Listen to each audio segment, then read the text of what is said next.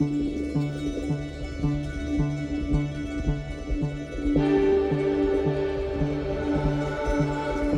made many movies, but these movies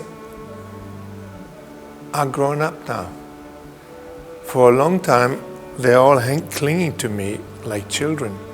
And then I gave them all away, and I have this foundation, and all the movies now take care of themselves. They belong to themselves. They're grown up. They don't need me anymore. The foundation has been able to restore them, and they're looking better than ever. And I can say goodbye, have a nice life, and they'll survive me. It's a good feeling. It's like your children are finally adult and no longer dependent on you.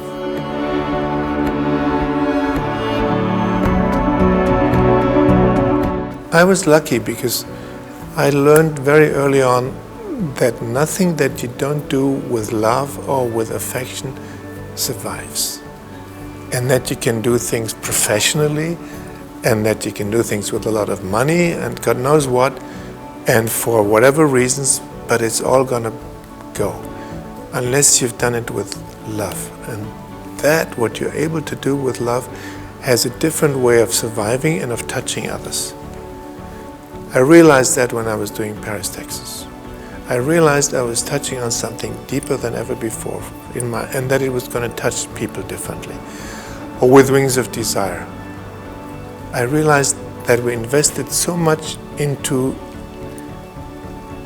how angels see us that people also were going to be affected by this different perception. If you don't invest love and affection, it's not going to be in there. And if it's not in there, people will receive it differently. So I'm grateful for that lesson, and I try to continue to make movies that are necessary for myself and that make the effort of having a loving look at things. Maybe in 50 years there are still movie theaters, but there will be places where you see how people used to watch these things. There'll still be storytelling, there'll still be filmmaking, but it'll be different. Humanity in the future will need stories more than ever, but they will be able to read them or see them faster, and I don't know what movie theaters in 10 or 20 or 50 years will look like. There'll still be filmmaking, but the whole landscape around will be very different.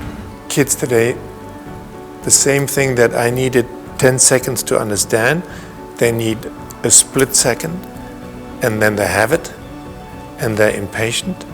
And why do you bother me by sticking onto that shot? I've seen it now. Please cut.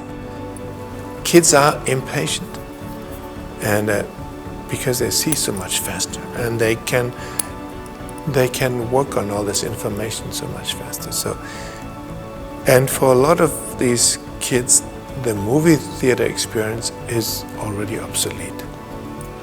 They don't have that kind of time.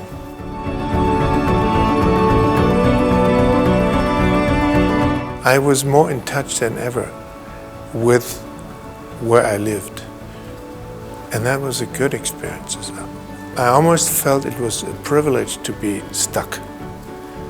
I know that it wasn't for many people, and for me sometimes I was impatient as well. I wanted to go out and work again and be out in the world, but it was a great lesson of humility, to not have that ability to take a plane and go anywhere but be stuck. And for many people that I met, and for a lot of my friends and people I met, it was a time of enrichment, and to find out what is essential again, and do we want to continue living the way we did before? And I do not. I still hope I can make a few movies, but with a different view of the planet, yes.